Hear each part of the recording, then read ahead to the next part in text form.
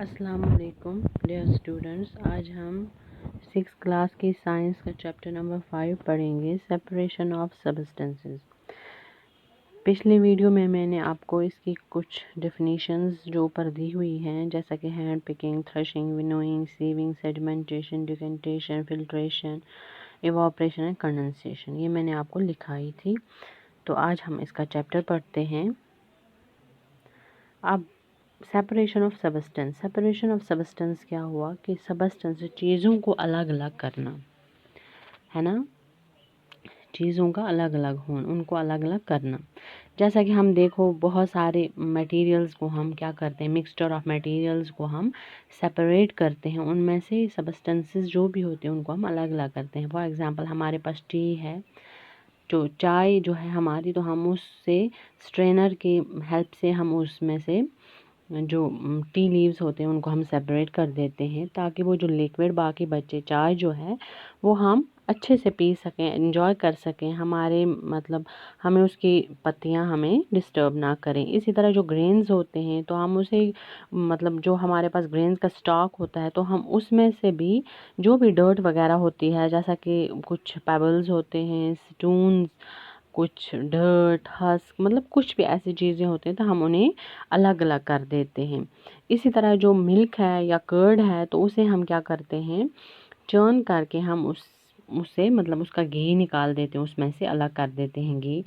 तो इसी तरह जो कॉटन हमारे पास होता है तो हम उसके सीड्स को फाइबर से अलग कर देते हैं। इसी तरह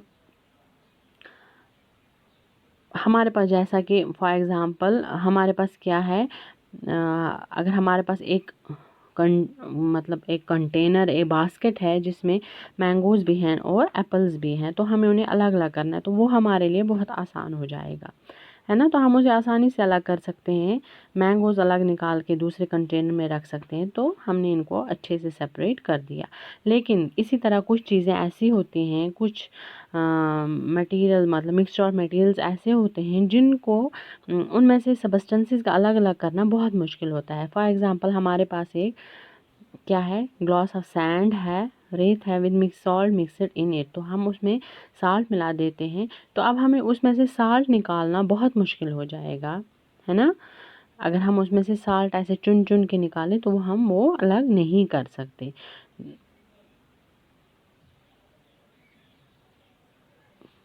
या हम इसमें से वो सैंड चुन चुन के निकालें, कितनी रेत निकालेंगे, क्योंकि ये दोनों जो हैं मतलब छोटे छोटे इसके ज़र्रे हैं, तो ये निकालना बहुत मुश्किल है।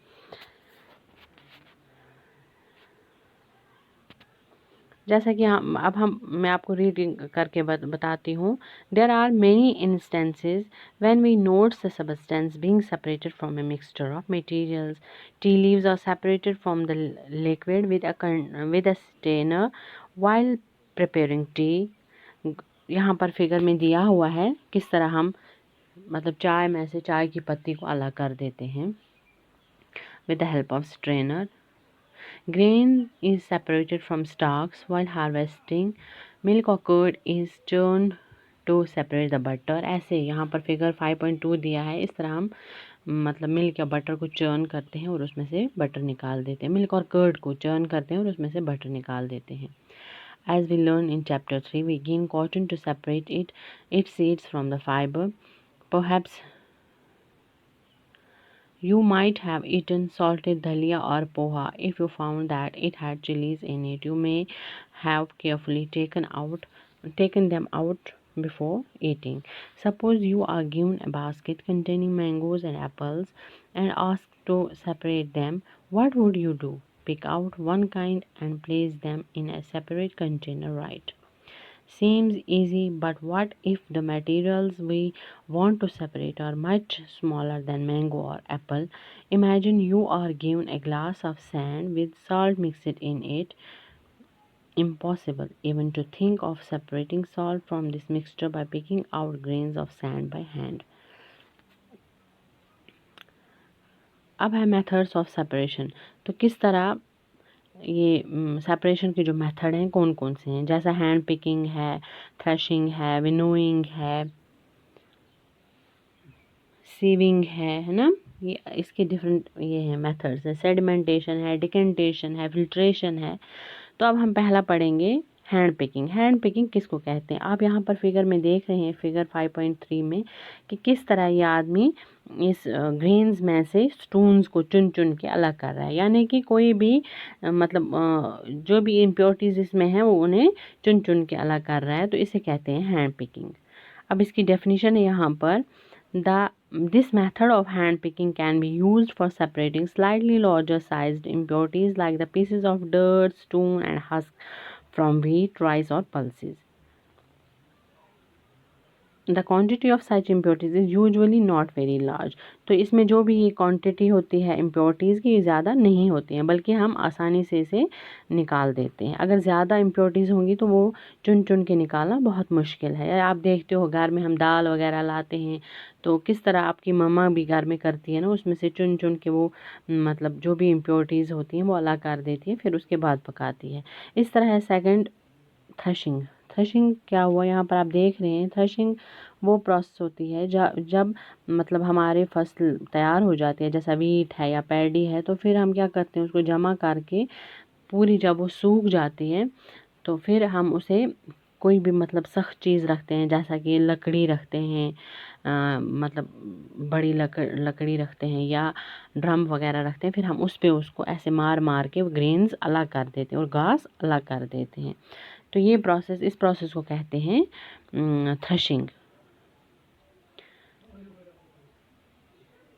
यहाँ पर दिया हुआ है, the process that is use to separate grain from stalk is called threshing. वो प्रोसेस जिसमें ग्रेन्स को स्टॉक से अलग किया जाए उसे कहते हैं threshing. In this process of stalks are beaten to free the grain seeds.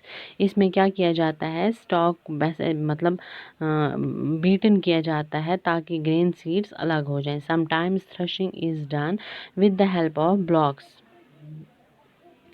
तो पहले पहले क्या होता था, थ्रेशिंग किससे की जाती थी, ब्लॉक्स, यानी कि वो बैल वगैरह उसके ऊपर ऐसे चलाए जाते थे, तो वो क्या होता था, फिर उसमें से वो जो ग्रेन्स होते थे वो अलग हो जाते थे। और machines are also use to thresh large quantity of grains. तो आजकल क्या है, आजकल मशीन्स को इस्तेमाल किया जाता है थ्रेशिंग के लिए। Next is winnowing. विनोइंग वो प्रोसेस आप देख लें यहाँ पर किस तरह की जाती है विनोइंग। विनोइंग वो प्रोसेस है जिसमें मतलब बहुत ज़्यादा मिकदार में जब हमने थ्रेशिंग कर दिए, मतलब थ्रेशिंग वाली प्रोसेस क्रॉप के साथ कर दी, तो फिर क्या होता है, इसमें बहुत सारे हस्क वगैरह होते हैं, डर्ट होती है, मतलब बहुत सारी इम्प्योरिटीज़ होती हैं इसमें। तो उसे अलग करने के लिए हम कौन सी प्रोसेस करते हैं, विनोइंग।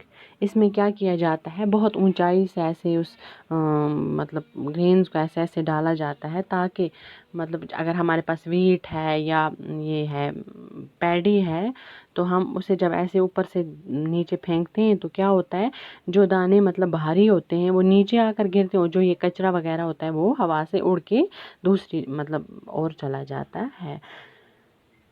तो this method of separating components of mixture is called winnowing. तो इस तरह की जो प्रोसेस है जिसमें इसमें से डर्ट वगैरह को अलग किया जाता है, method of separating components of a mixture is called winnowing. Winnowing is used to separate heavier and lighter components of a mixture by wind or by blowing air. तो ये किससे किया जाता है, by wind के ज़रिए, है ना, through wind.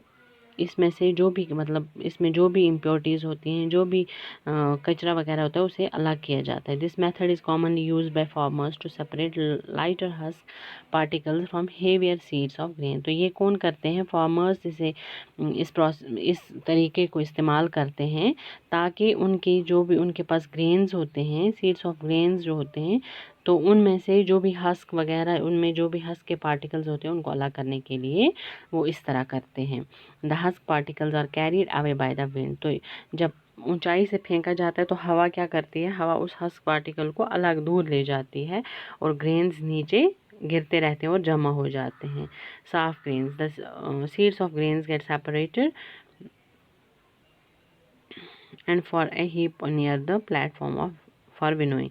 The separate husk is used for many purposes such fodder for cattle. अब है सीविंग।